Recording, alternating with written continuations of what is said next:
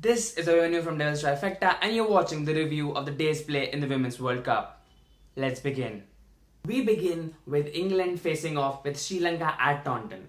Now, the hosts, England, looked to build on their victory against Pakistan. Sri Lanka needed to register the first win of the tournament to keep their hopes of reaching the semi-finals alive.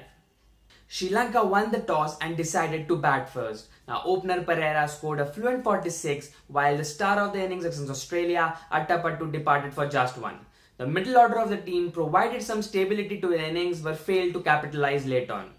Contributions from lower down the order, Ranasinghe and Kanchana meant that the team were able to post a total of 204 against the mighty hosts.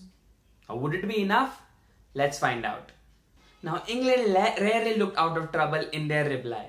Despite losing openers Winfield and Beaumont in the first 8 overs, it never looked like Sri Lanka had a chance in the game. Sarah Taylor, who made a comeback after taking a year off because of health issues, partnered up with Captain Knight and ensured that the hosts ran out comfortable winners with 7 wickets in hand and nearly 20 overs to spare. Laura Marsh, the England bowler, was declared the player of the match for a figures of 4 for 45.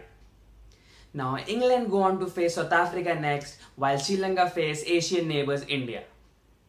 We move on to Australia versus New Zealand in a clash to the teams down under, which looked to be a promising one as both the teams were strong and had a good start to the tournament.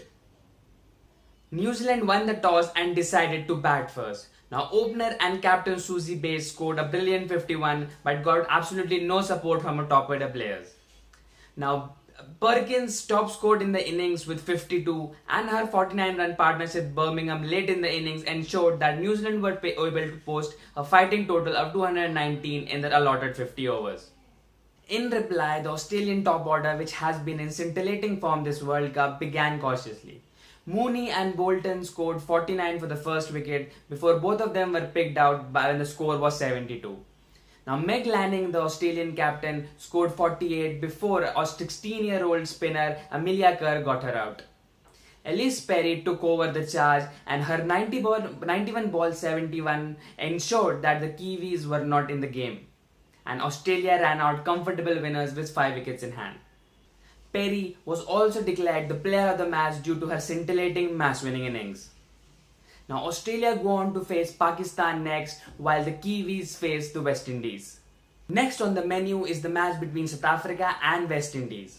And the two teams have enjoyed fortunes that are completely opposite in the tournament.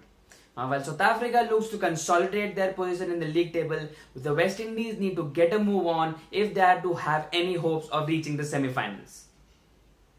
The South African captain Neekak won the toss and put the West Indies into bat first.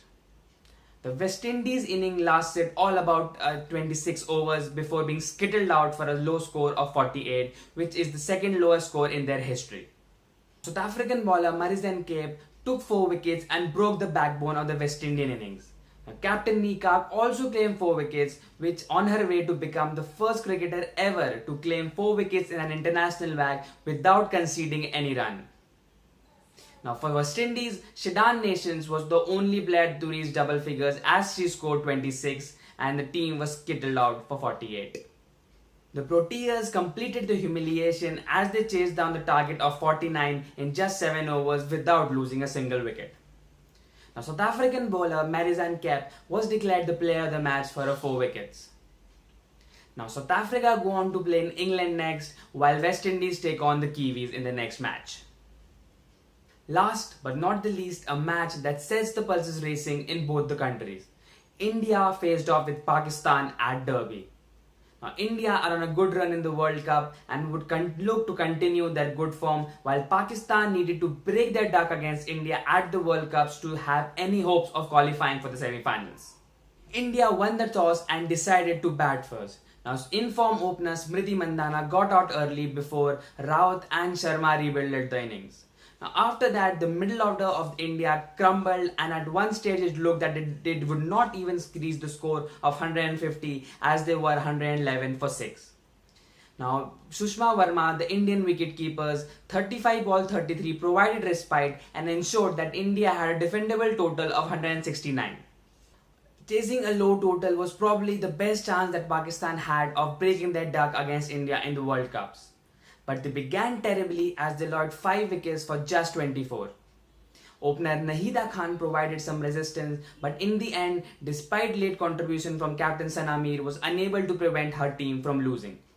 India ran comfortable winners by 95 runs, and Ekta Bish claimed 5 wickets and was declared player of the match. India go on to face Sri Lanka, while Pakistan face the mighty Aussies next. Thank you for watching today's edition of the Cricket News. Please share and subscribe to my YouTube channel. Until next time, this is goodbye.